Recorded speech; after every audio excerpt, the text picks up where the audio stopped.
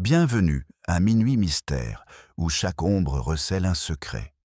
Ce soir, nous entrons dans l'ange sur l'arbre qui murmurait « Un village paisible, une brise glaciale et un ornement qui en dit plus qu'il ne le devrait. » D'où écoutez-vous ce soir?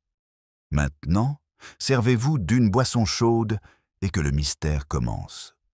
La lumière du matin filtrait à travers les rideaux de dentelle du salon du presbytère, se posant sur l'horloge en laiton poli qui tique d'une sérénité ponctuelle. L'église St. Mary Mead était enveloppée de la quiétude de fin d'automne, comme d'un châle. Les jardins étaient impeccables, les feuilles ramassées, et le cimetière exhalait un léger parfum de terre humide et de chrysanthèmes. Seul le léger claquement des talons de mademoiselle Hartnell sur les pavés rompait le rythme, un son si précis et déterminé qu'il semblait marquer l'heure elle-même. De l'autre côté de la ruelle, Miss Marple était assise dans son salon, son tricot soigneusement plié à côté d'une tasse de thé qui refroidissait lentement. Elle observait, non par curiosité, mais avec cette attention patiente née de l'habitude.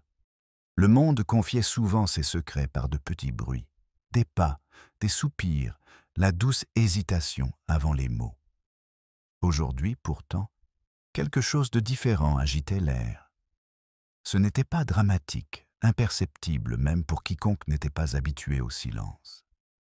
Mais pour Miss Marple, c'était comme si l'air, avant l'orage, venait de prendre sa première inspiration discrète. Tout commença par un murmure à propos de la nouvelle statue d'ange en albâtre, récemment installée sous le grand if du cimetière. On l'appelait l'ange de l'arbre, car le sculpteur avait incliné son visage vers le haut, de sorte que son regard se posait sur une branche déployée. La sculpture était d'une beauté plutôt moderne, bien que certaines paroissiennes trouvèrent dans son expression troublante.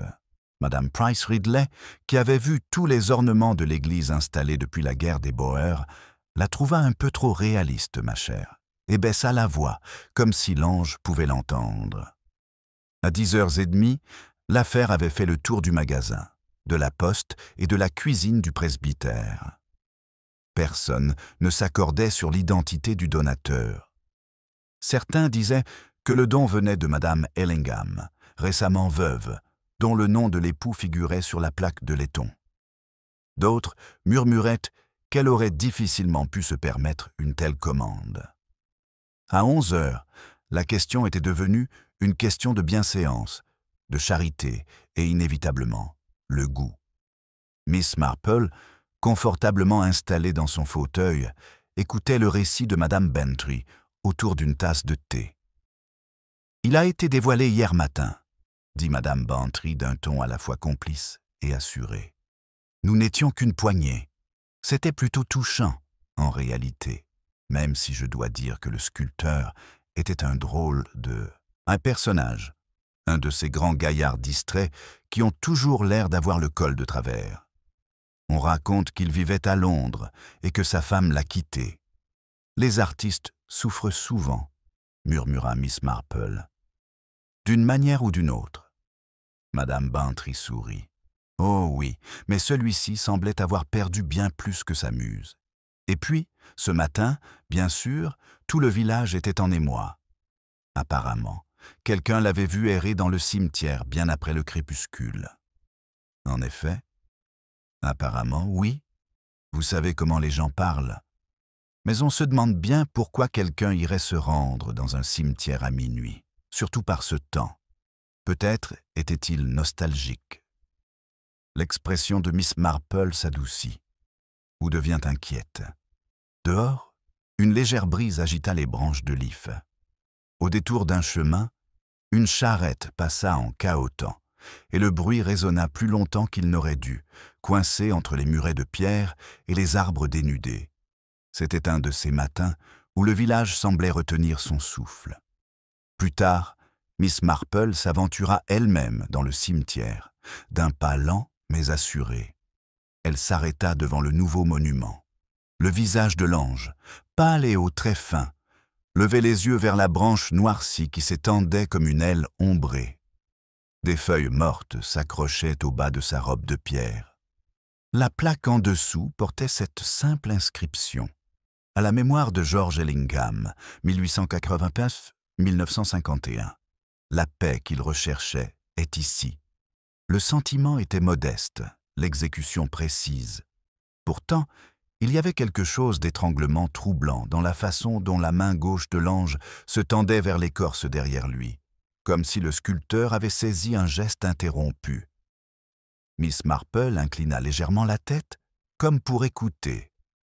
Le léger bruissement des feuilles ressemblait presque à un murmure. Ce n'est qu'en prenant du recul qu'elle remarqua l'autre objet, un petit gant gris à demi enfoui dans l'herbe humide.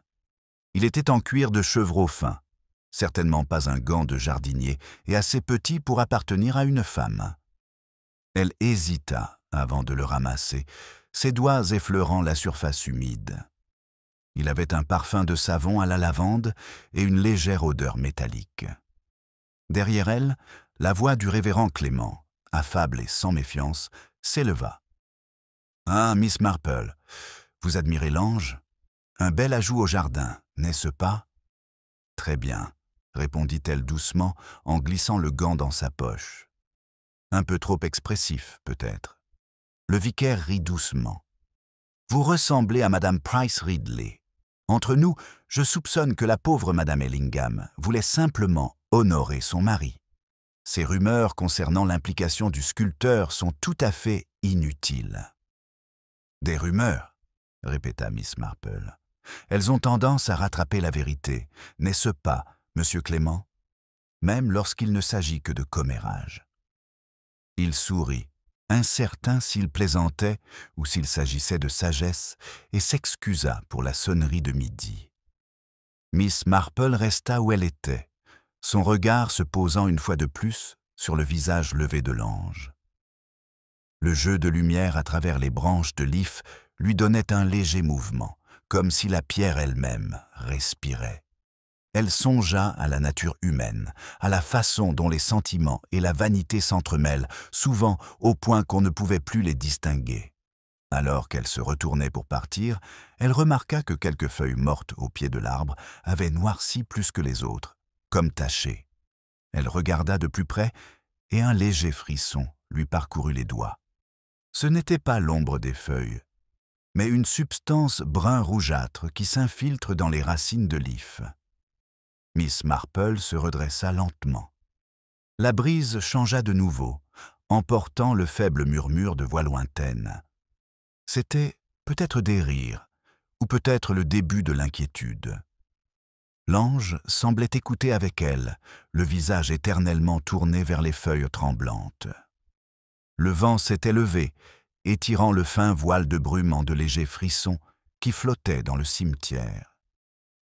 Miss Marple resta un instant près de l'if, son regard s'attardant sur les racines où persiste une légère tache brun-rouge. Il n'y avait aucun mouvement, pas seulement ce silence immobile, presque recueilli, qui suivait parfois le choc. Elle ajusta son écharpe et se dirigea vers le porche d'un pas lent mais assuré, comme pour laisser le matin faire son œuvre. À mi-chemin de l'allée, elle croisa le jeune Albert, le garçon du gardien de l'église, le visage pâle et incertain. Il portait son balai comme une arme. « Excusez-moi, mademoiselle, » balbutia-t-il. « Monsieur Clément m'a dit d'aller chercher le gendarme. Il dit qu'il y a quelque chose près de l'ange. On dirait du sang. Je vois, » dit Miss Marple d'un ton doux et imperturbable. « Alors, je crois que vous feriez mieux de vous dépêcher, ma chère. Dites à l'agent Wells d'apporter une lampe. Peut-être pourrait-il aussi aller chercher le docteur Haydock. Cela éviterait que les rumeurs ne prennent le pas sur la raison. » Albert hocha la tête et s'éloigna en courant, le balai traînant derrière lui sur le gravier.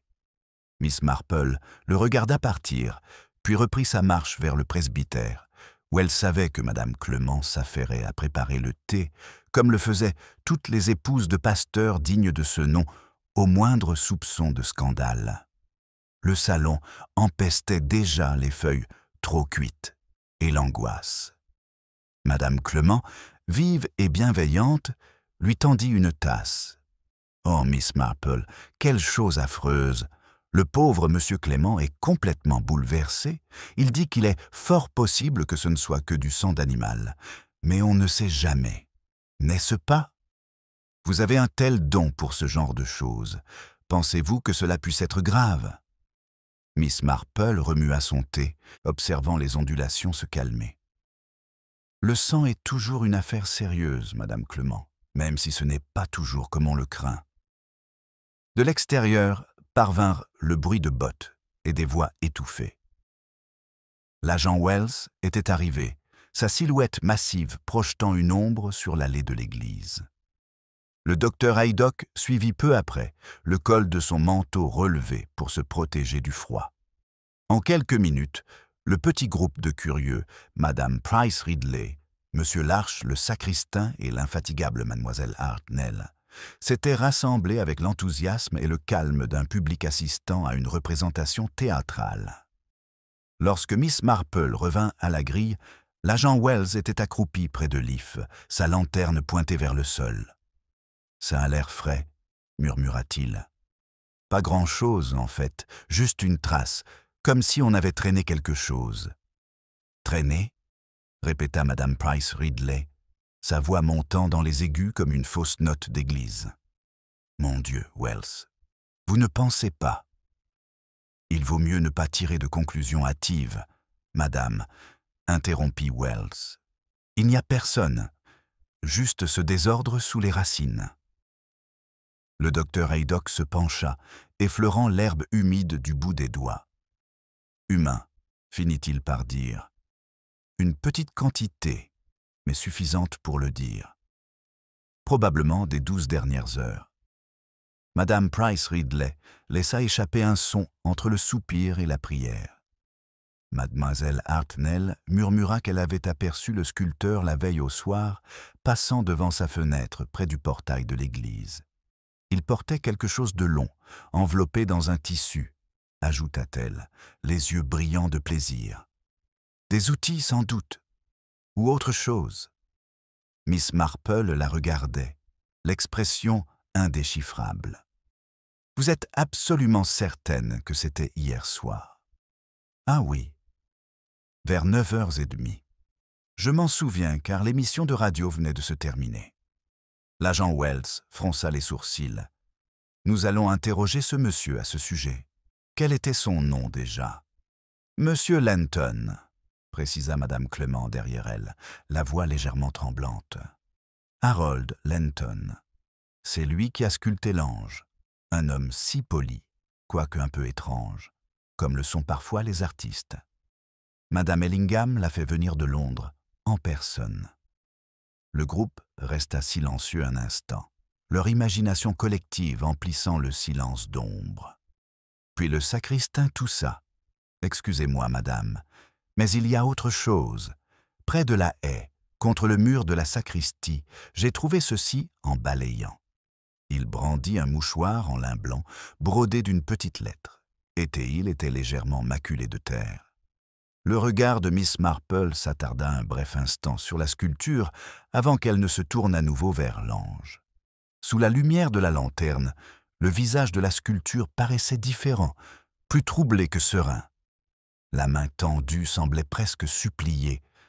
Elle repensa aux gants dans sa poche, au parfum de lavande, à la légère trace métallique, et sentit un malaise sourd s'éveiller sous son apparente sérénité. L'agent Wells rangea son mouchoir dans sa poche et rajusta son chapeau. Il faudra parler à Madame Ellingham et à ce monsieur Lenton, s'il est encore dans les parages. Mieux vaut régler ça avant que la situation ne dégénère. « Oh, ça a déjà commencé », murmura Madame Price Ridley, presque pour elle-même. On l'entend dans les haies. Cette remarque lui valut un regard du docteur Haydock, qui referma sa mallette d'un geste sec. « Baissez la voix, madame.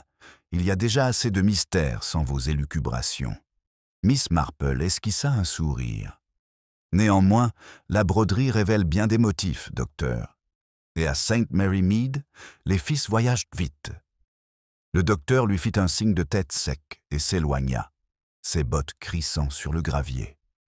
Le gendarme suivit, laissant le vicaire et sa femme plantés là, incertains, dans la brume. Miss Marple reste là jusqu'à ce que la dernière lueur disparaît.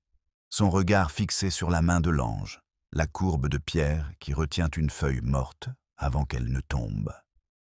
Un léger bruissement s'éleva au-dessus du vent, un murmure qui pouvait provenir des branches d'un if ou de quelque chose de plus doux, comme un tissu effleuré par un pas pressé. Miss Marple se retourna, le visage impassible mais le regard pensif, suivant du regard l'obscurité entre les arbres, où le bruit avait surgi puis disparu. Miss Marple ne bougea pas tout de suite. Le murmure entre les arbres s'était dissipé, ne laissant subsister que le léger grincement du portail du cimetière qui s'enfonçait dans son loquet. Elle jeta un dernier regard vers le mur de la sacristie où l'on avait trouvé le mouchoir, puis suivit les 3 sentiers qui serpentaient vers l'allée du presbytère. Personne n'était en vue, bien que la brume se soit épaissie et que ses plis semblent onduler comme une respiration. Lorsqu'elle atteignit le coin près du porche, une lanterne vacilla devant elle. Un homme se tenait là, l'air incertain, les épaules voûtées, la casquette baissée. À son approche, il se redressa, révélant le visage anguleux du sculpteur Harold Lenton. Ses yeux, profonds et cernés de lassitude, expriment ce mélange particulier de fierté et de remords que Miss Marple observait souvent chez ceux qui vivaient trop longtemps seuls avec leurs pensées. « C'est Miss Marple, n'est-ce pas ?» Sa voix tremblait légèrement, mais son sourire restait courtois. « Excusez-moi. Il semblerait que j'ai alarmé le village. Le gendarme est déjà passé. »« J'imagine que oui, » répondit-elle doucement. « C'est une matinée éprouvante pour tout le monde. On dit qu'il y a eu une perturbation par ton ange. » Il grimace. « Oui, j'ai entendu dire. C'est regrettable. Je vous assure que je n'en sais rien. Je suis simplement passé hier soir tard pour voir comment la lumière filtrait à travers les branches. La sculpture, voyez-vous, change au gré des ombres. »« C'est bien vrai, » murmura Miss Marple. « Et parfois, les ombres en révèlent plus que la lumière du jour. » Il laissa échapper un rire bref et gêné.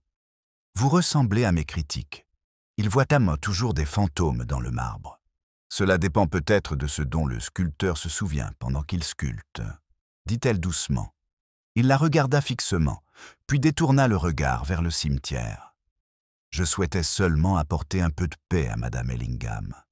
La pauvre femme a déjà bien assez souffert.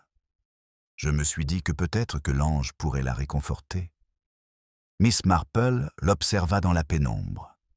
Ses mains étaient rugueuses, légèrement striées de ce qui ressemblait à de l'argile ou à une substance plus sombre. « Vous êtes bien aimable, monsieur Lenton. Mais je me demande si elle recherchait tant de réconfort.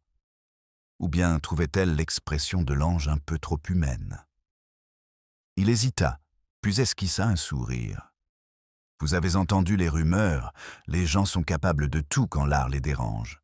Madame Ellingham m'a remercié avec beaucoup de gentillesse. »« C'est tout ? Alors j'en suis ravie, » répondit Miss Marple d'un ton doux. « Il est tout de même curieux qu'on ne l'ait pas vu ce matin. » Il releva brusquement la tête. « On ne l'a pas vu. Ni à la poste, ni au presbytère, ni même sa femme de chambre n'ont remarqué que le lit était resté inoccupé. Peut-être était-elle allée rendre visite, ou peut-être, elle aussi, souhaitait-elle voir l'ange au clair de lune. » Le sculpteur eut un hoquet de surprise, puis il laissa échapper un autre rire forcé. « Superstition, Miss Marple. J'ai bien peur que votre village n'en compte pas beaucoup trop. Bonne journée. » Il se détourna et s'enfonça rapidement dans le brouillard. Ses pas s'estompèrent avant que le son de la cloche de midi ne retentisse du haut des clochers. Lent, délibéré et empreint d'une certaine mélancolie. Miss Marple resta près du portail jusqu'à ce que le dernier billet s'éteigne. Elle sentait encore l'empreinte humide du gant dans sa poche et se demanda si Madame Ellingham avait eu des mains si petites. Cet après-midi-là, le village était en ébullition. À 4 heures, chaque dame respectable y allait de sa version des faits. Selon certains, Madame Ellingham s'était évanouie de chagrin selon d'autres. Elle avait fui à l'étranger, déshonorée. La femme du pasteur tentait d'imposer le silence, mais les rumeurs allaient bon train. Chez l'épicier, Miss Marple s'arrêta pour échanger quelques mots avec Miss Hartnell, qui achetait des groseilles et spéculait à parts égales. « C'est une affaire des plus extraordinaires », déclara Miss Hartnell. « Et entre nous, ma chère, je ne me suis jamais fait confiance à cette femme. Trop calme, à moitié. Et quelle sorte de veuve commande un ange si tôt? Je vous le demande. » Miss Marple esquissa un sourire. Le chagrin s'exprime différemment, chez chacun. Certains pleurent, d'autres prient, d'autres encore décorent. Mademoiselle Hartnell renifla. Et certains engagent des hommes étranges, venus de Londres. Les yeux de Miss Marple pétillèrent. On sait que des hommes étranges ont su sculpter la vérité dans la pierre. Mademoiselle Hartnell cligna des yeux, incertaine si on l'avait corrigée ou complimentée. Lorsqu'elle se décida, Miss Marple était déjà à mi-chemin de l'allée, son parapluie tapotant doucement contre les pierres. Lorsqu'elle arriva au cottage de Madame Ellingham, les rideaux étaient tirés, bien que le jour ne fût pas encore tombé. Le portail grinça légèrement lorsqu'elle entra. Aucune fumée ne s'échappait de la cheminée, mais une légère odeur de cendre persistait et une lettre dépassait de la fente, non récupérée. Elle se retourna vers la route, l'air pensif. Le vent se levait à nouveau, faisant claquer les branches de l'if visibles même d'ici. Il semblait murmurer dans le chemin, comme un souvenir à demi-mot, à demi-accusation. Au carrefour, l'agent Wells apparut, la lanterne de son vélo oscillant. « Bonsoir, Miss Marple », dit-il en descendant de son vélo. « Nous avons trouvé quelques empreintes près de la haie de l'église. Petite, je dirais, comme une chaussure de dame. Elle pourrait correspondre à la pointure de Madame Ellingham, si elle était encore là. »« Vraiment, » répondit-elle doucement. « Peut-être n'est-elle pas allée bien loin. » Il fronça les sourcils, incertain de son ton. « Nous fouillerons à nouveau les lieux au lever du jour. » Miss Marple hocha la tête, le regard fixé sur la silhouette sombre du clocher. L'ange sous l'if était désormais invisible, mais elle pouvait presque sentir son visage tourné vers le ciel, aveugle au secret qui l'entourait. L'horloge du village sonna 6 heures, son carillon étouffé par la brume. Miss Marple regarda la lanterne du gendarme s'éloigner en flottant le long du chemin, sa lueur diminuant jusqu'à disparaître derrière la haie. Le soir s'était enfoncé dans ce calme argenté si particulier à St. Mary Mead. Lorsque les rideaux sont tirés, que les bouilloires ronronnent doucement et que les ruelles deviennent des lieux d'écoute. Quelque part, au-delà des toits, l'if se balançait contre le pâle scintillement du vitrail de l'église, et l'ange en dessous luisait faiblement, comme une conscience qui refuse de dormir. Miss Marple se dirigea vers son portail, mais non pas vers sa maison. Elle traversa la pelouse pour rejoindre une fois de plus le cottage de Madame Ellingham. Elle avait appris depuis longtemps qu'il y avait un devoir à garder le silence. Ignorer son malaise, c'était laisser le mal se multiplier silencieusement, comme l'humidité derrière le papier peint. Le loquet se souleva facilement sous ses doigts.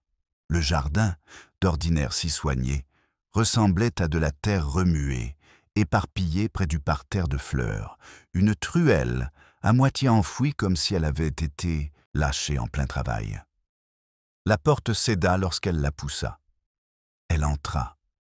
Le salon exhalait un parfum de violettes fanées et de feu éteint. Une simple tasse de thé reposait sur la table, à côté d'une assiette légèrement jonchée de miettes. Rien ne laissait présager quoi que ce soit. Numéro de vol, un sac ramassé à la hâte, aucun tiroir ouvert. Pourtant, l'atmosphère était étrangement perturbée, comme une pièce aménagée puis soigneusement remise en place. Le regard de Miss Marple se posa sur une photographie posée sur la cheminée Monsieur et Madame Ellingham, debout devant un portail en été, tous deux souriants, mais un seul semblait sincère. Une voix s'éleva derrière elle. « Mademoiselle Marple, que faites-vous ici ?» C'était le docteur Haydock, encore en manteau, les cheveux ébouriffés par le vent. « Je venais justement prendre des nouvelles de Madame Ellingham, » dit-il d'un ton plus doux. Clément a fait savoir qu'elle n'avait pas été vue depuis hier. Personne n'a répondu à mes coups tout à l'heure. « Elle n'est pas là, » dit simplement Miss Marple.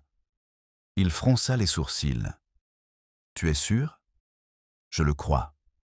Mais quelque chose me chiffonne avec le thé, par exemple. Une seule tasse, et pourtant la théière semble prévue pour 2. Et ce feu, allumé récemment, mais pas par elle, je pense. Madame Ellingham était méticuleuse. Elle ne laissait jamais de cendres non nettoyées. Le médecin lui jeta un regard curieux.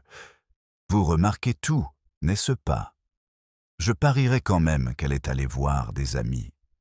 Le deuil fait faire des choses étranges aux gens. »« Oui, » dit doucement Miss Marple, « mais pas d'habitude d'une manière aussi soignée. » Il a ri et secoué la tête.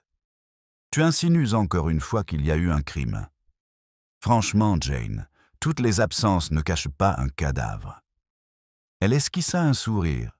« Non, mais chaque absence cache une raison. » Haydock soupira et se dirigea vers son bureau, où une enveloppe ouverte reposait sous la lampe. « Une facture de Londres, datée de la semaine dernière, de son avocat, je dirais. Rien de sinistre. Mais peut-être le gendarme devrait-il tout de même jeter un coup d'œil.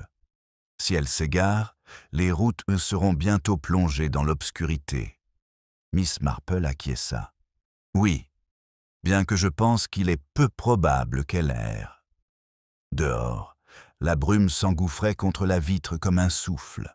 Le faible son de la cloche du presbytère annonce 6h30. Miss Marple resserra son crâne. « Vous préviendrez, monsieur Clément, » dit-elle doucement, et peut-être demander à quelqu'un de vérifier si son vélo est toujours dans la remise. En retournant dans le jardin, elle remarqua de nouveau la terre meuble et fraîchement retournée près du parterre. Se penchant légèrement, elle la toucha. Humide, mais pas seulement à cause de la pluie. Quelqu'un avait creusé là récemment, et la trace de labourage s'étendait jusqu'à la haie qui bordait le chemin. Elle la suivit du regard, sans dire un mot. Lorsqu'elle atteignit le village, des lampes commencèrent à apparaître derrière les rideaux, ovales jaunes et réconfortants, brillant dans la pénombre. Les villageois poursuivaient leur rituel, tricotant et priant, ignorant qu'une question silencieuse s'était enracinée sous leurs pas. Au coin de la rue, Madame Price Ridley l'interpella, tout excitée. « Ma chère Miss Marple, avez-vous entendu? On dit que le sculpteur a disparu. Il a fait ses valises cet après-midi et il est parti. Il a même laissé son loyer impayé. » « Vraiment ?» Le ton de Miss Marple était doux, presque compatissant. Quelle brusquerie! C'est exactement ce que j'ai dit. Ce genre de comportement cache toujours quelque chose. J'ai dit à M. Larche que c'était un scandale, tout simplement.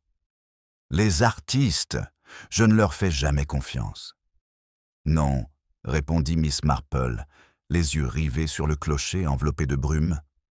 Mais parfois, Madame Price Ridley, ce sont les gens respectables qui font trop facilement confiance. L'autre femme cligna des yeux, perplexe, et ajusta son chapeau. « Eh bien, si vous voulez mon avis, toute cette histoire va faire les gros titres. Et vous savez combien les journaux adorent les mystères. » Miss Marple inclina la tête et poursuivit son chemin. Le soir prit une teinte indigo plus profonde, et l'if, près de l'église, semblait absorber la lumière plutôt que de la refléter. Elle pouvait presque imaginer le bras pâle de l'ange luire dans l'obscurité, cette main de marbre tendue à jamais vers l'invisible. Devant son portail, Miss Marple s'arrêta. De là, le cimetière semblait de nouveau paisible. Mais la paix, pensait-elle, n'était souvent qu'un silence passager entre deux révélations. Elle effleura le gant dans sa poche, dont le parfum de lavande désormais léger mais persistant, s'attarda sur le sol et leva les yeux.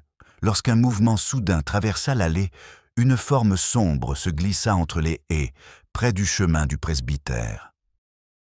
Il avait disparu en un instant, mais les branches tremblaient encore derrière lui. Les branches s'immobilisèrent lentement, mais le regard de Miss Marple s'attarda sur la haie, suivant du regard l'endroit où les feuilles frémissaient encore. L'air s'était refroidi, la brume commençant à argenter les pierres du mur du presbytère. Elle attendit, écoutant non pas avec inquiétude, mais avec cette vigilance aiguë et silencieuse qui lui avait été si précieuse lors de nombreuses crises silencieuses où personne d'autre n'avait songé à chercher. Un léger cliquetis métallique se fit entendre, peut-être le frottement d'un loquet ou le bruit d'un objet heurtant une pierre. Miss Marple s'avança, ses pas silencieux sur l'herbe.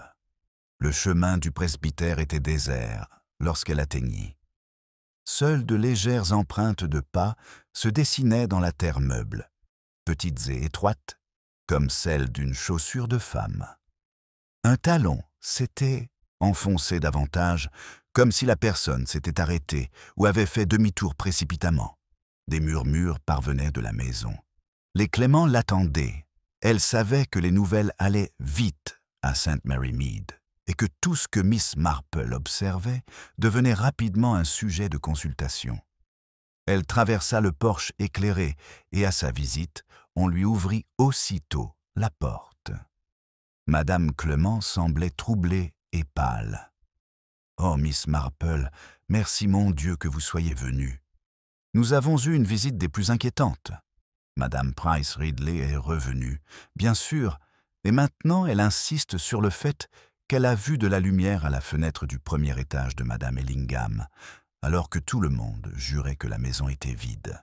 « C'est très intéressant, » dit Miss Marple en enlevant ses gants. « Il est un peu tard pour éclairer une chaumière vide. Silence, mais quand M. Clément et moi sommes allés voir, il n'y avait rien.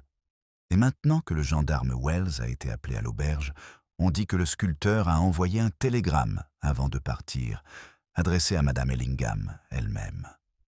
Personne ne sait comment il a fait si elle a disparu. » Miss Marple accepta de s'asseoir près du feu. La pièce embaumait le bois ciré et une légère odeur de lavande, atténuant les efforts des éléments pour maintenir un calme apparent face au malaise grandissant. « Le télégramme venait-il de Much Benham, par hasard ?» demanda-elle d'un ton doux. « Oui, de la poste là-bas. Du moins, c'est ce qu'a dit le gendarme. Un truc du genre regret et gratitude. C'est énigmatique, non ?» Le vicaire entra à ce moment précis, le visage grave. « Ah, Miss Marple, j'espérais bien vous voir. Je dois avouer que cette affaire me trouble. Wells croit qu'il existe un lien entre Madame Ellingham et cet artiste, mais je trouve cette idée peu flatteuse. C'est peut-être un peu mesquin, dit Miss Marple, mais pas totalement invraisemblable.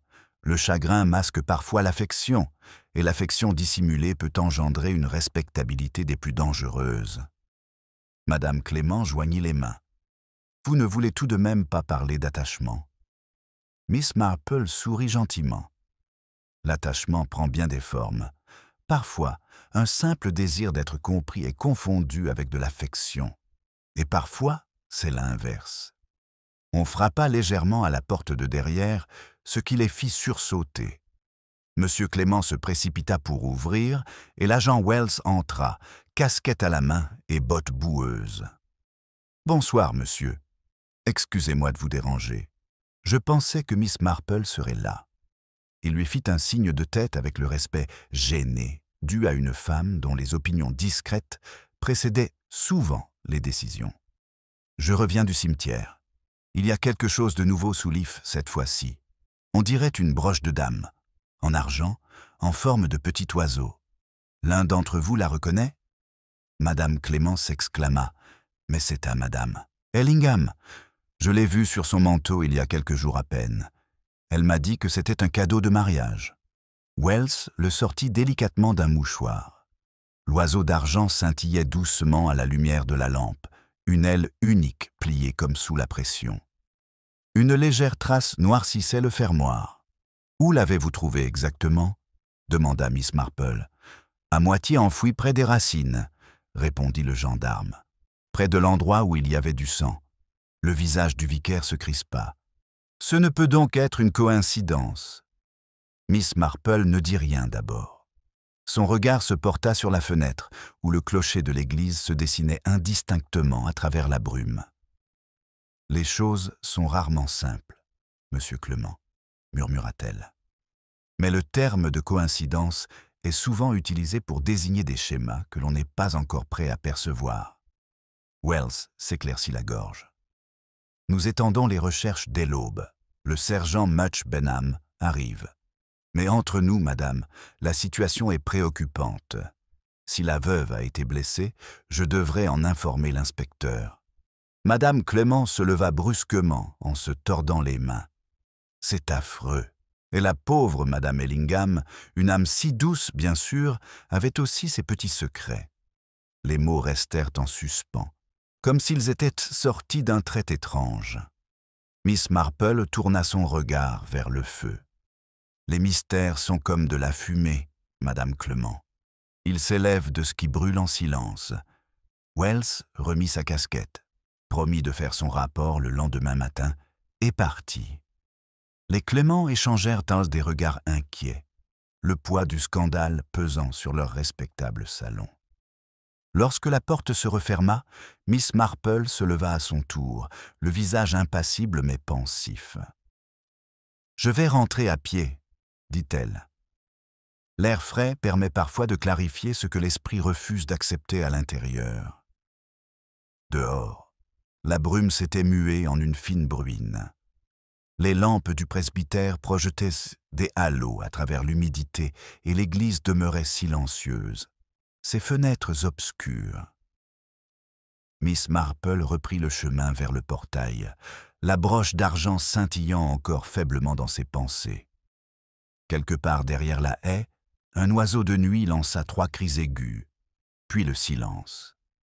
C'est alors qu'elle l'aperçut de nouveau, un mouvement près du mur, bas et délibéré, comme si quelqu'un s'était tapi sous les arbres. La silhouette ne s'enfuit pas cette fois, mais se releva lentement, son contour indubitablement féminin. Un bref instant, la brume se dissipa juste assez pour qu'elle entrevoie une écharpe pâle flotter au vent. Puis elle disparut dans l'obscurité. Miss Marple ne cria pas. L'instinct qui la guidait était plus discret que la peur et plus ancien que la curiosité, une sorte d'écoute morale. L'écharpe de la silhouette avait disparu derrière le mur, le bruit de son mouvement étouffé par le brouillard. Elle attendit que même le léger bruissement des feuilles cesse avant de traverser la pelouse, sa petite lampe tremblant légèrement dans sa main gantée. Le sol était glissant de rosée, chaque pas y laissait une douce empreinte qui s'assombrissait à mesure qu'elle s'éloignait. À l'angle où le sentier rejoignait la haie, elle s'arrêta. Une légère trace de pas, plus petite que les siens, menait vers le chemin derrière le presbytère, où le vieux puits se dressait à demi, dissimulé sous le lierre. Les empreintes étaient irrégulières, comme si la personne avait trébuché ou fait demi-tour précipitamment. Miss Marple se pencha pour les suivre du regard, avec la patience de quelqu'un habitué à lire des histoires que personne n'aurait jamais voulu raconter. Le puits était désormais peu utilisé, son seau retiré depuis longtemps et le rebord de pierre, luisant de mousse. Miss Marple leva sa lanterne. Un éclat attira de nouveau son regard, mais il était faible. Contre le rebord reposait un petit fermoir, tordu et terni par l'humidité. Il aurait pu appartenir à un sac à main.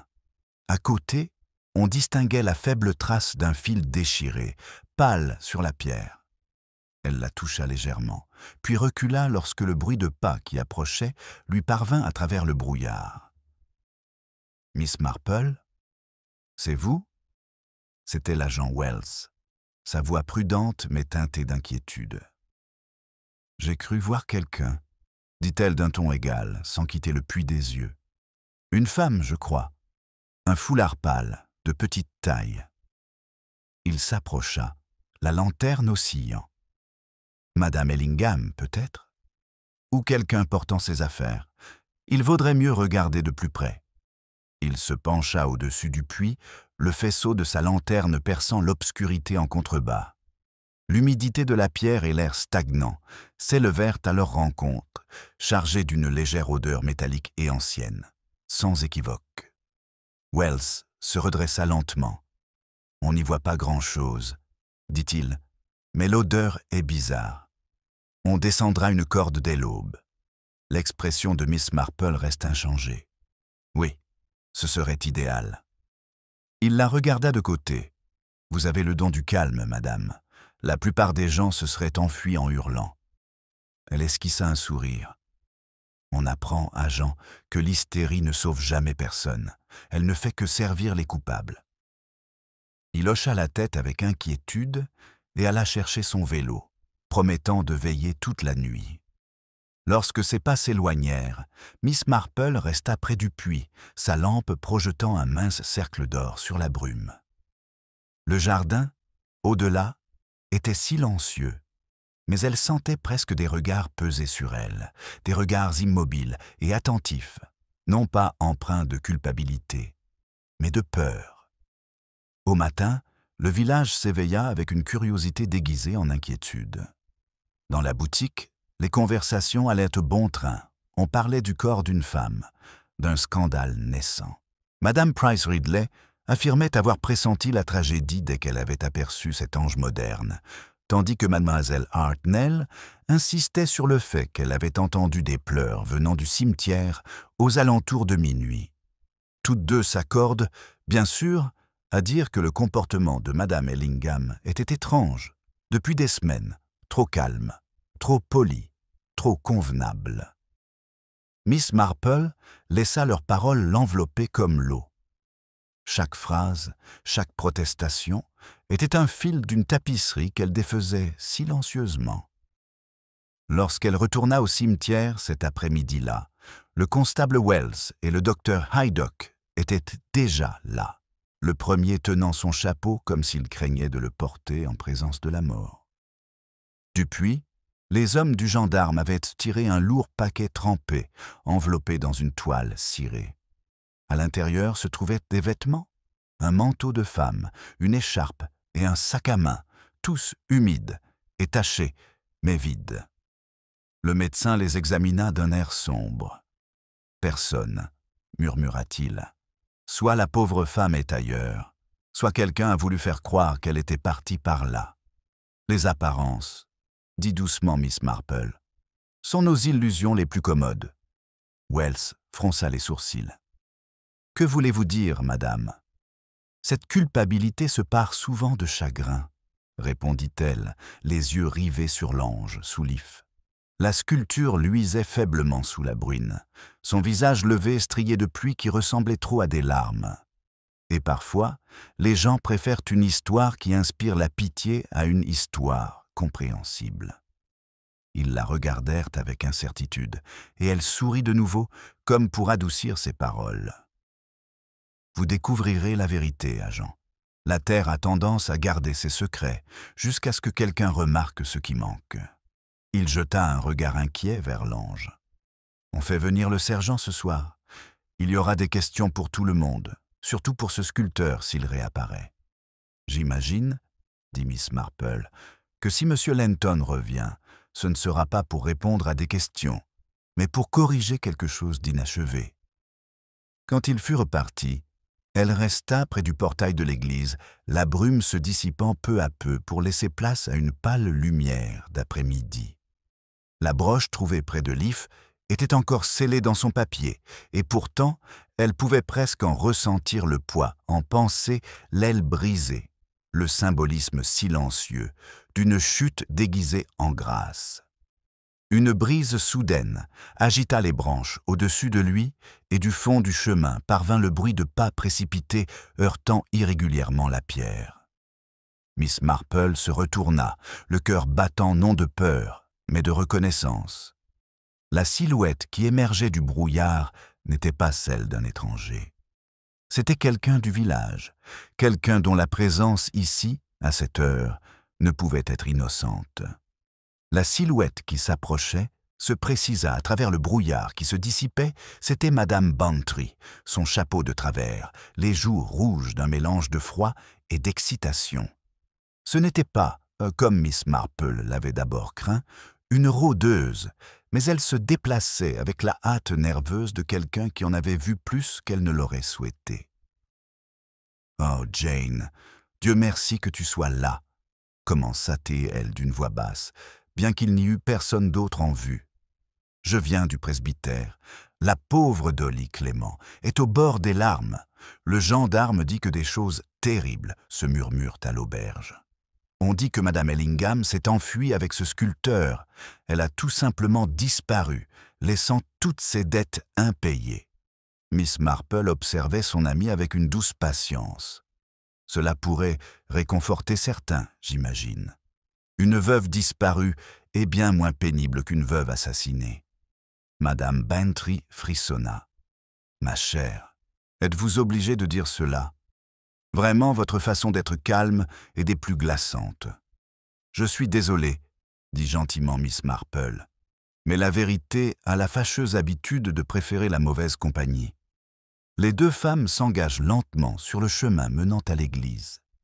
La brume s'accrochait en volutes aux pierres, dévoilant par endroits la silhouette de l'ange, lumineux et immobile sous l'if. Quelqu'un, peut-être un des gendarmes, avait bouclé le périmètre avec de la ficelle et de petits piquets, un geste qui paraissait quelque peu ridicule dans un lieu aussi ancien et ouvert. « Je n'arrête pas de penser, » poursuivit Madame Bantry en baissant la voix, « que c'est étrange qu'un sculpteur ait choisi un ange avec une expression si mélancolique, presque comme s'il savait quelque chose. L'art, disait Miss Marple, est souvent une confession inconsciente. On sculpte ce qu'on ne peut dire. » Ils s'arrêtèrent près de la haie, où la terre avait été remuée quelques jours auparavant. Le sol paraissait plus sombre, fraîchement tassé. Miss Marple s'accroupit, effleurant la surface du bout des doigts. « Quelqu'un est encore passé par ici, » murmura-t-elle. « Vous voyez le bord, là où la terre n'est pas encore tassée. C'est nouveau. » Madame Bantry se pencha nerveusement en avant. « Oh, Jane, lève-toi s'il te plaît. Quelqu'un pourrait nous voir et croire que nous cherchons un trésor. » « Non pas un trésor, ma chère. Pour la vérité. » Miss Marple se redressa et se tourna vers le porche, d'où s'élevait un murmure. L'agent Wells et le docteur Haydock revenaient, accompagnés d'une troisième personne grande, le col de son manteau relevé, le chapeau rabattu. Le ton du docteur était brusque, mais Miss Marple percevait la tension sous-jacente. Lorsqu'ils l'ont rejointe, Wells a pris la parole le premier. « Miss Marple a trouvé quelque chose d'intéressant, n'est-ce pas? Je préférerais que vous nous laissiez mener l'enquête pour le moment. Je ne faisais qu'observer, agent constable. Après tout, l'observation est moins intrusive que la spéculation. » Il grogna. « Ouais, eh bien, il y en a déjà bien assez qui circulent. Et voici une autre complication, ce monsieur est arrivé il y a moins d'une demi-heure. Il prétend être monsieur Lenton. » Miss Marple observa le sculpteur en silence. Son visage paraissait tiré, plus creux qu'auparavant, et ses yeux brillaient de cette étrange lueur que provoquaient les nuits blanches et les remords. « Vous êtes revenu plus tôt que prévu, monsieur Lenton. » Il inclina la tête. « Je ne pouvais pas rester à l'écart, Miss Marple. Pas après avoir entendu ce qui s'est dit. Ils se trompent à son sujet, au sujet de Madame Ellingham. Elle n'est pas du genre à disparaître. »« Non, » dit doucement Miss Marple. « Elle ne l'est pas. » Le docteur Haydock croisa les bras. « Alors peut-être pouvez-vous expliquer pourquoi ces affaires ont été retrouvées dans ce puits, car, à mon avis, cela relève moins de la disparition que de la dissimulation. » Anton serra les poings. « On essaie de me faire passer pour coupable. Vous devez le voir. J'aimais mon travail, pas cette femme. Elle me plaignait peut-être, mais elle n'a plus jamais aimé personne après la mort de son mari. L'expression de Miss Marple demeura douce. La pitié, Monsieur Lenton, est une émotion très dangereuse lorsqu'elle n'est pas réciproque. Elle engendre soit la dévotion, soit le ressentiment. Il déglutit difficilement. « Tu crois que je suis capable de lui faire du mal ?»« Je pense, dit-elle, que tout le monde est capable de se surprendre soi-même lorsque l'orgueil et le désespoir se côtoient. » Wells s'avança, visiblement mal à l'aise. « Néanmoins, monsieur, j'aurais besoin que vous veniez à la gare. C'est une simple formalité. » Le sculpteur hésita, puis acquiesça.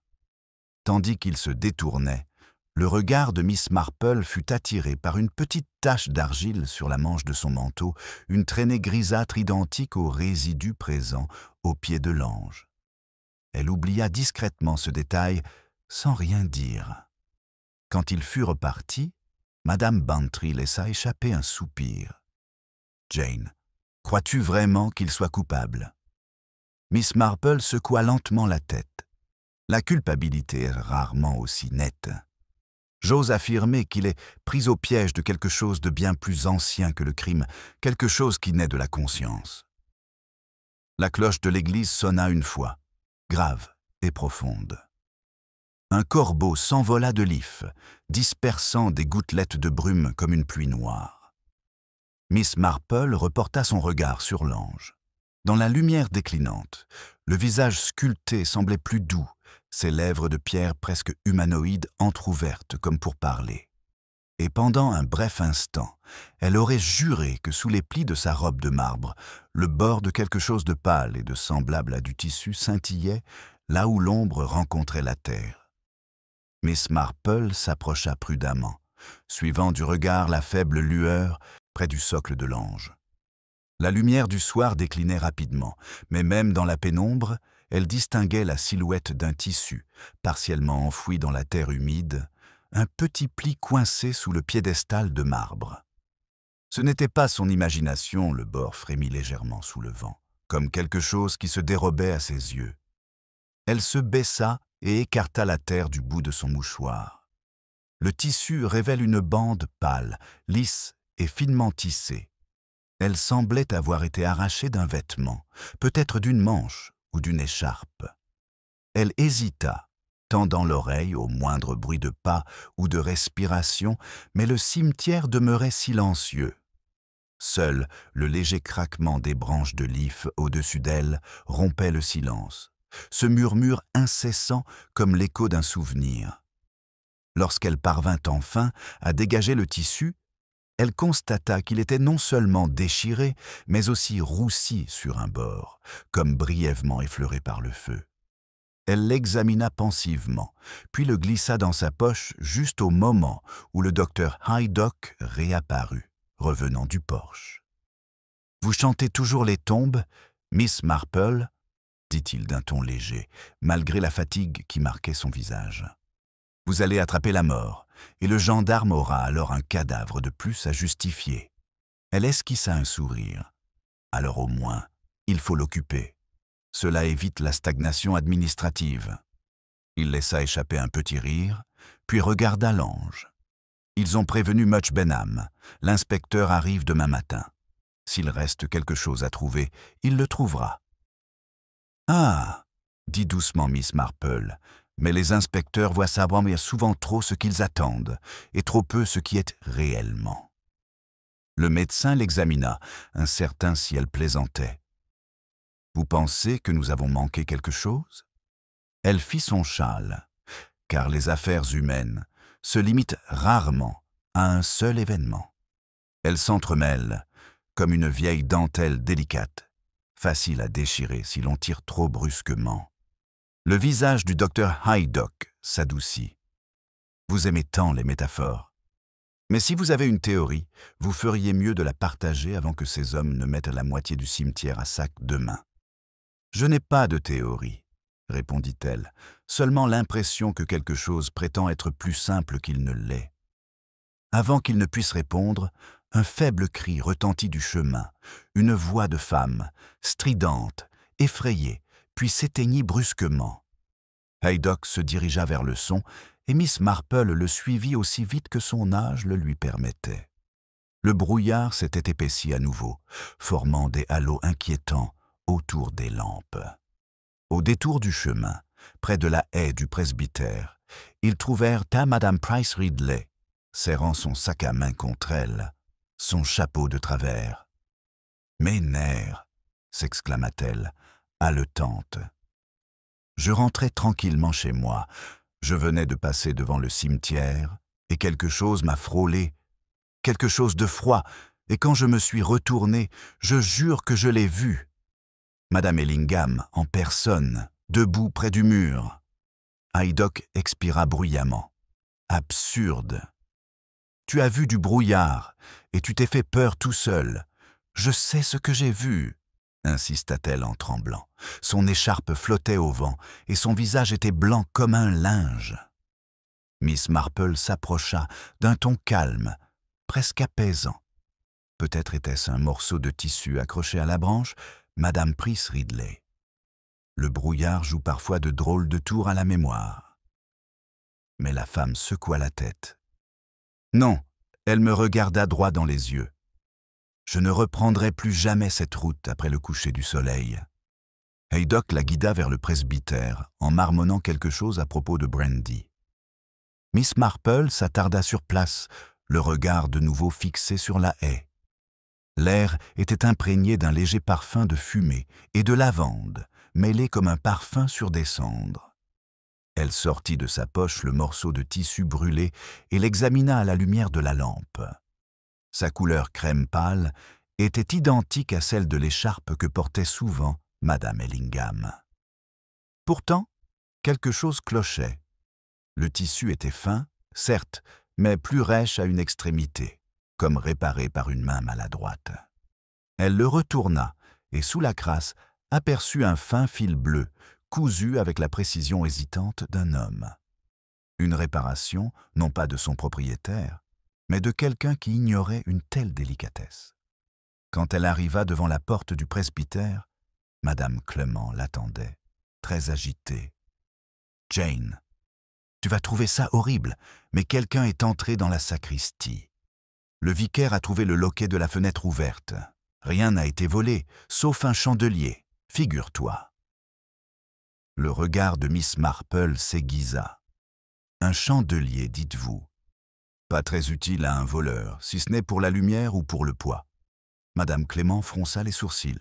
« Le poids ? Oh, oui, » dit Miss Marple d'un air absent.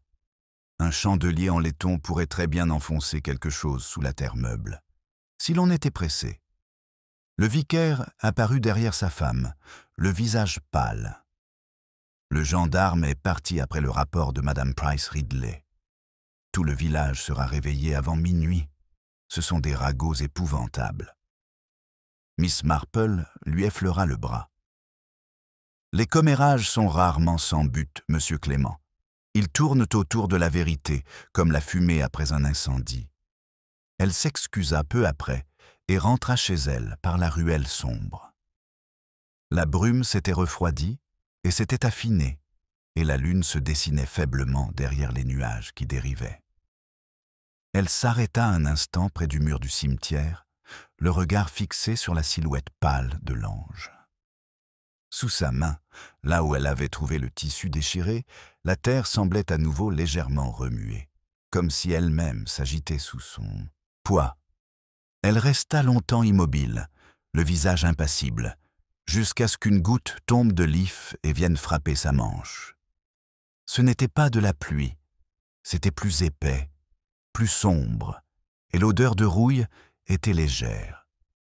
La gouttelette glissa lentement le long de la manche de Miss Marple, y laissant une fine tache qui luisait d'un éclat sombre avant de disparaître dans la laine.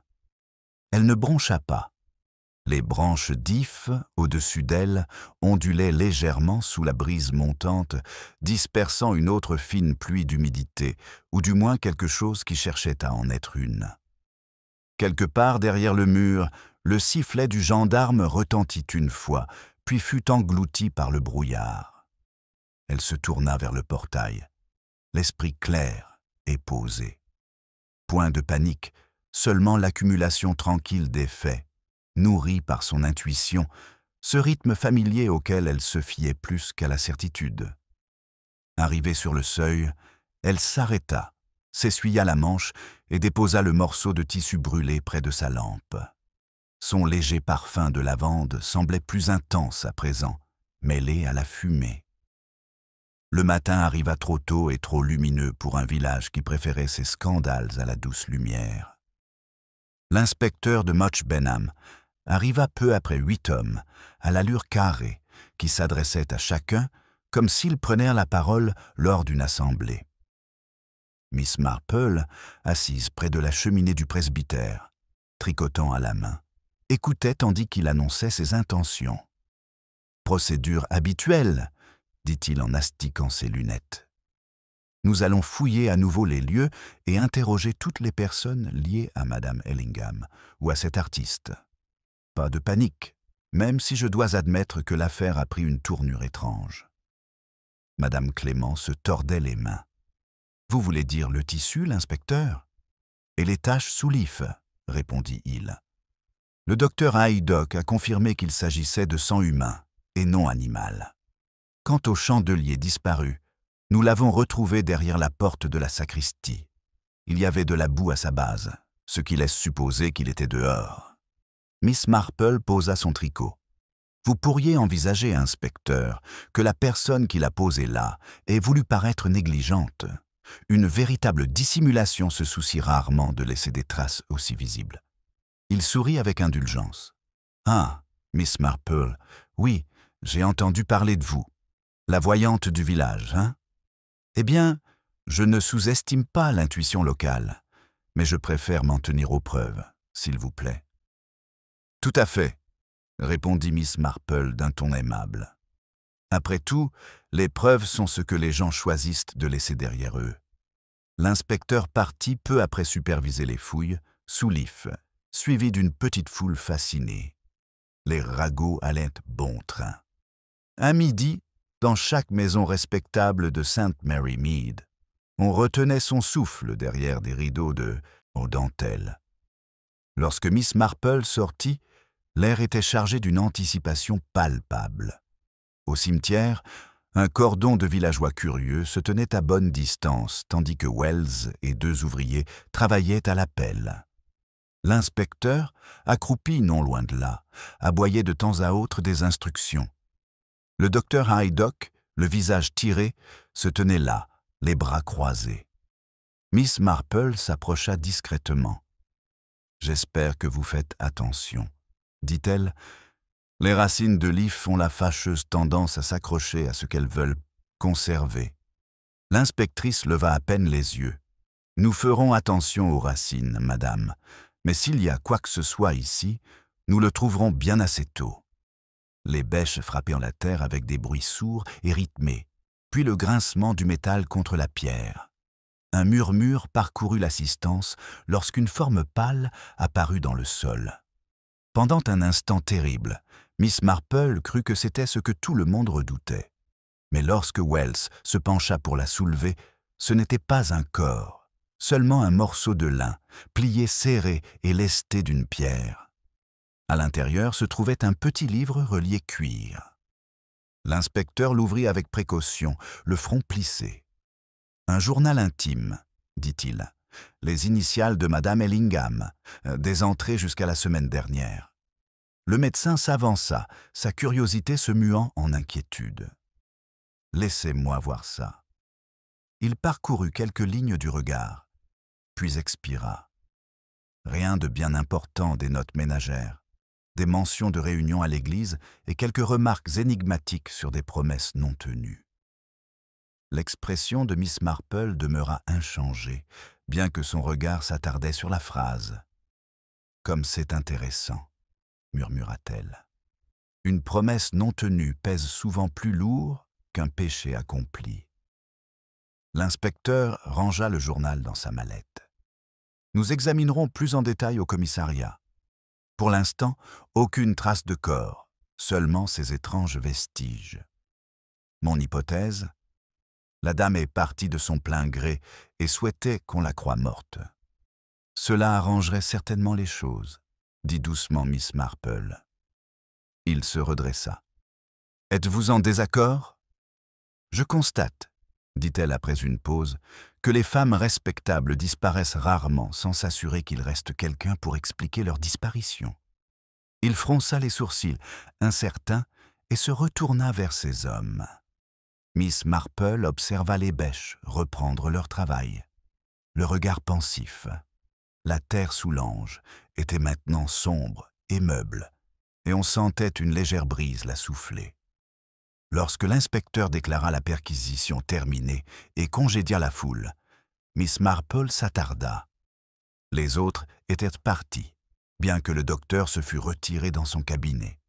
Seul l'ange demeurait, le visage levé, serein comme toujours, malgré les stries brun-rouille qui s'étaient accentuées sur sa joue.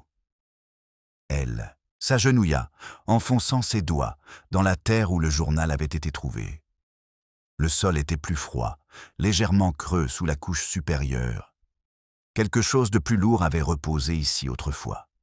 Peut-être était-ce encore mon cas. Sa main effleura une surface plus dure, lisse, métallique. Elle en suivit le contour et en retira un petit objet incrusté de terre, une bague en or simple, portant l'empreinte à peine visible d'initiales presque effacées. Elle la frotta, les lettres apparaissent lentement. G.E. Le visage de Miss Marple demeura impassible. Les initiales correspondaient à celles gravées sous l'inscription de l'ange George Ellingham. Elle referma ses doigts sur la bague et leva les yeux vers la main de l'ange, toujours tendue vers la branche. Pour la première fois, elle sembla non pas tendre vers le ciel, mais pointer du doigt. Le doigt de marbre de l'ange pointait, dans la faible lumière grise, vers l'autre extrémité du cimetière, où les tombes les plus anciennes se penchaient comme des témoins lasses. Miss Marple suivit du regard la ligne de son geste avec une lenteur délibérée. Le vent était tombé, et même les branches des ifs semblaient retenir leur souffle. Elle glissa la bague en or dans son mouchoir et se leva avec précaution, époussetant ses genoux. Son esprit, bien que calme, s'agitait rapidement, se tournant, s'alignant, écoutant l'arithmétique silencieuse des circonstances. Ce n'était plus la révérence qui guidait ses pas, mais une vieille habitude de mesure. Les crimes, comme les jardins, obéissent à leur propre logique. Les mauvaises herbes prospèrent là où la négligence rencontre la dissimulation. Et ici, sous l'ombre de l'ange, quelque chose avait été cultivé bien avant que le sang ne touche les racines. Alors qu'elle traversait le chemin menant à la sacristie, le silence fut rompu par des bruits de pas. L'agent Wells surgit de derrière le mur, sa casquette de travers, le visage crasseux après les fouilles. « Vous êtes encore là, Miss Marple. Je croyais que tout le monde était parti. Je pars rarement avant que la vérité ne parte, » dit-elle d'un ton doux. Il esquissa un sourire las. « Vous feriez un meilleur inspecteur que la moitié des policiers. Ils sont partis comparer l'écriture de ce journal et pensent que le gribouillage de la veuve correspond au télégramme du sculpteur. « Quelle efficacité !» murmura-t-elle. Pourtant, l'écriture en dit moins sur la vérité que le ton. Wells fronça les sourcils. Ton ? Ah oui. Le ton d'un télégramme est en quelque sorte l'empreinte digitale de ce que l'on choisit de dire sous la contrainte de la concision. Il révèle si l'on écrit pour se dérober ou pour avouer. Le gendarme se frotta le menton. Vous croyez que le sculpteur a avoué? Je pense, répondit-elle, que sa culpabilité n'était peut-être pas du genre que l'on mesure en droit. Un appel retentit depuis la ruelle. La voix du docteur Haydock, sèche et pressante, s'écria « Eh bien, venez vite !» Les deux femmes se précipitèrent vers lui, Miss Marple juste derrière, ses petits pas assurés sur le gravier. Près du portail de l'église se tenait le docteur, chapeau à la main, aux côtés d'un jeune messager des chemins de fer. Le garçon, pâle, serrait contre lui une enveloppe pliée. « Je viens de Much Benham, monsieur, » dit-il. « Un télégramme adressé à Madame Ellingham, envoyé hier soir. » Haydock lut à haute voix en fronçant les sourcils. « Colis expédié. Tenez votre promesse. Signé H.L. » Le gendarme jura à voix basse. « C'est le sculpteur. Quelle promesse pouvait-il bien vouloir faire ?» La voix de Miss Marple était presque douce, peut-être la même qui avait consigné dans son journal la promesse inachevée. Le docteur Haydock se tourna brusquement vers elle. « Si vous savez quelque chose, pour l'amour du ciel, dites-le. » Elle le regarda par-dessus ses lunettes. « Je sais seulement qu'une promesse lie deux personnes, docteur, pas une seule.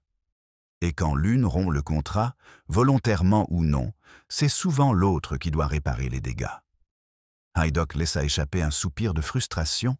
« La philosophie ne nous sera d'aucun secours, Jane. Seuls les faits comptent.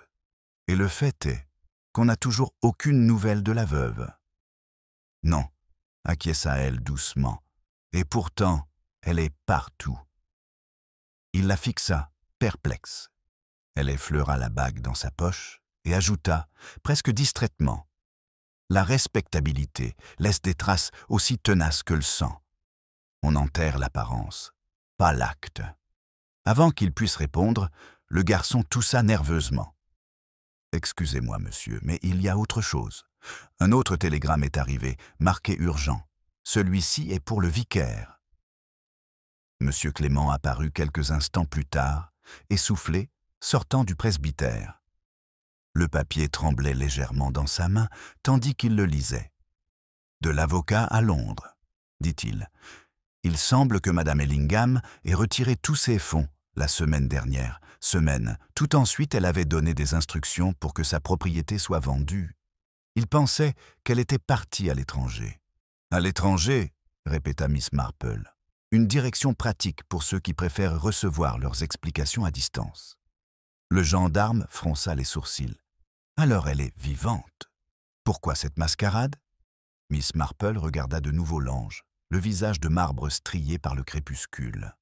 Car, monsieur Wells, parfois la mort offre à une femme ce que la société ne lui offrira jamais, l'intimité.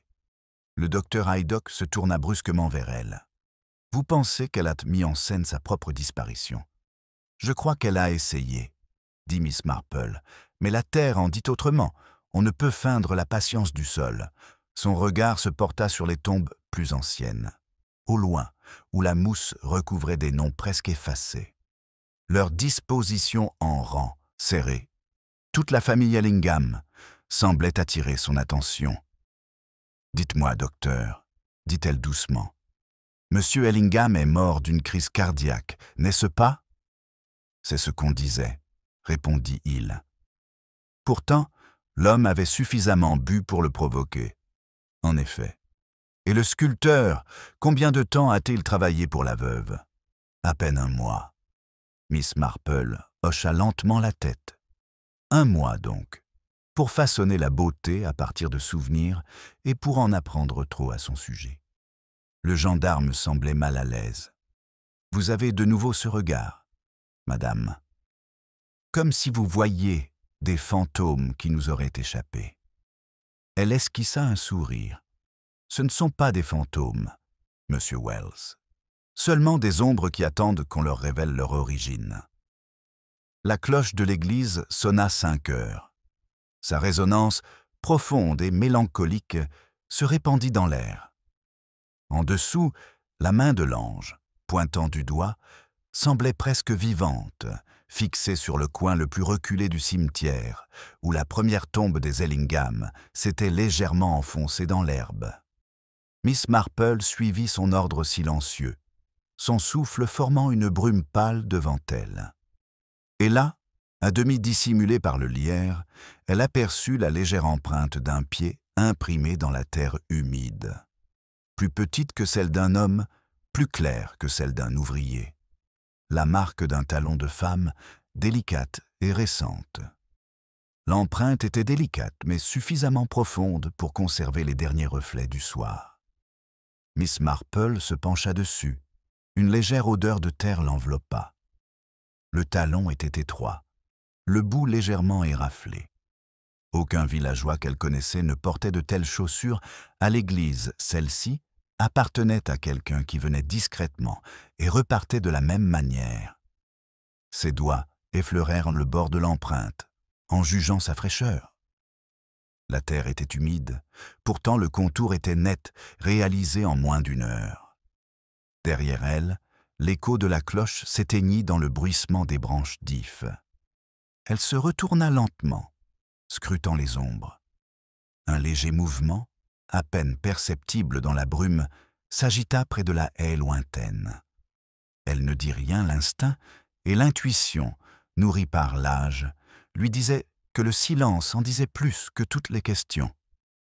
Puis, de ce voile gris, une forme émergea, celle d'une femme, petite, drapée, le visage à demi dissimulé par un foulard. Un instant, elles restèrent immobiles, séparées par une dizaine de pas à peine, et le poids du non-dit. « Madame Ellingham », dit enfin Miss Marple, très doucement. La femme ouvrit les lèvres.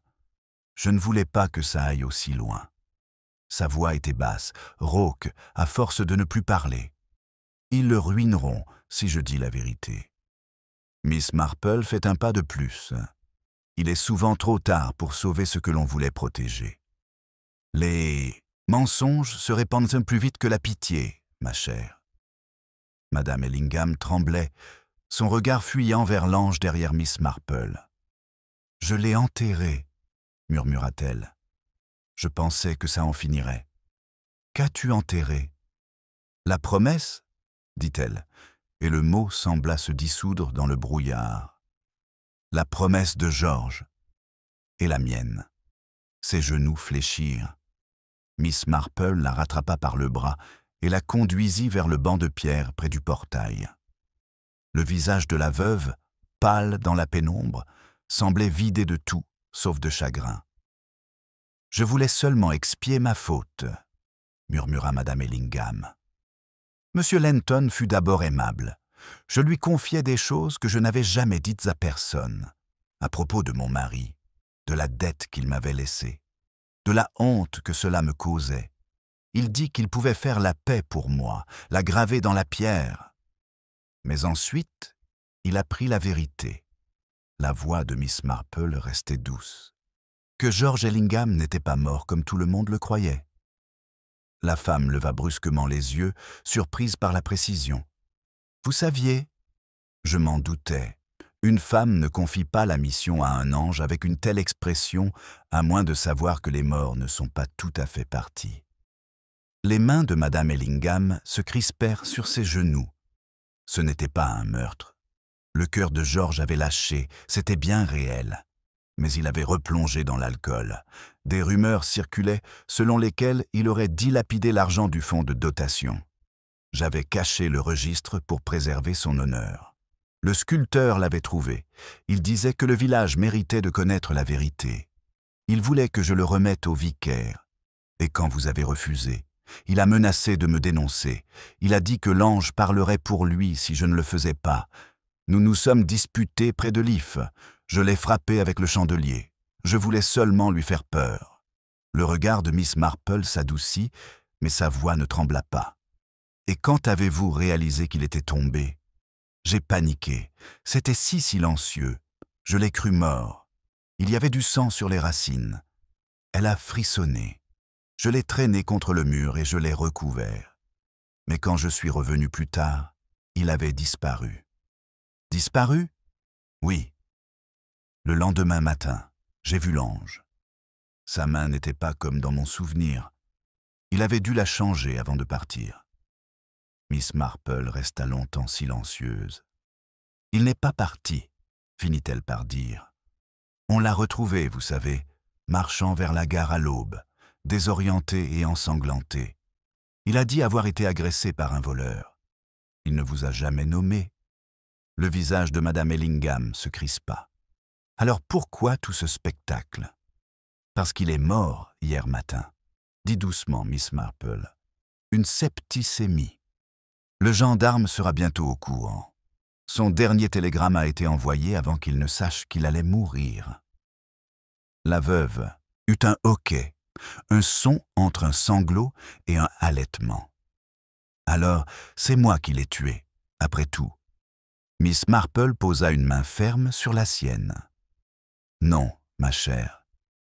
Vous n'avez fait que hâter une vérité qui se serait révélée de toute façon. La culpabilité et la contagion ont une fâcheuse tendance à se propager lorsqu'elles sont dissimulées. La femme se couvrit le visage. Le brouillard s'épaissit de nouveau, et le monde se réduit à eux deux, sous les branches de l'if. Lorsqu'elle baissa enfin les mains, son regard était calme. « Que feras-tu » ? « Je dirai à l'inspecteur que Madame Ellingham a été retrouvée vivante, » dit Miss Marple. « Vivante et disposée à témoigner. Quant au reste, il préférera peut-être une fin heureuse. Je ne m'y opposerai pas. » Madame Ellingham esquissa un sourire faible et brisé. « Vous voulez dire que vous me protégerez. Comme le disait Miss Marple, la justice exige parfois autant le silence que la parole. » Ils restèrent assis jusqu'à ce que la cloche de l'église sonne à nouveau, le son se perdant dans la brume. Lorsque la lanterne du gendarme apparut enfin au bout du chemin, Miss Marple se leva. L'écharpe de la veuve glissa de ses épaules, révélant la brûlure sur son bord, le même tissu qu'elle avait trouvé sous l'ange. Tandis que Wells s'avançait précipitamment, Miss Marple effleura le bras de la veuve. « N'ayez pas peur de lui. Les apparences, ma chère, sont la première clémence des vivants. » Le gendarme les rejoignit, essoufflé. « Mademoiselle Marple, nous avons fouillé la moitié de la paroisse. C'est incroyable, Madame Ellingham. »« Oui, » dit Miss Marple. « Vous pouvez dire à l'inspecteur que la dame est saine et sauve. Elle a toujours été plus proche de nous que nous ne le pensions. » Il cligna des yeux, trop abasourdi pour protester. « Vivant, donc. Dieu merci. » Miss Marple regarda une dernière fois l'ange. Dans la lueur déclinante de la lampe, la pluie sur sa joue scintillait à nouveau, mais cela ressemblait moins à des larmes qu'à une forme d'absolution. Elle se retourna vers le gendarme. « Vous verrez bien quand elle rentrera, » dit-elle doucement. « Le reste peut attendre demain matin. Certaines vérités ont besoin de la lumière du jour pour paraître moins cruelles. » La brume se dissipa à mesure qu'ils s'éloignaient. Derrière eux, l'ombre de l'if recouvrait les tombes comme un rideau qui se refermait. La main de l'ange capta une fois encore le clair de lune, non plus pointé, mais ouverte, comme enfin en paix.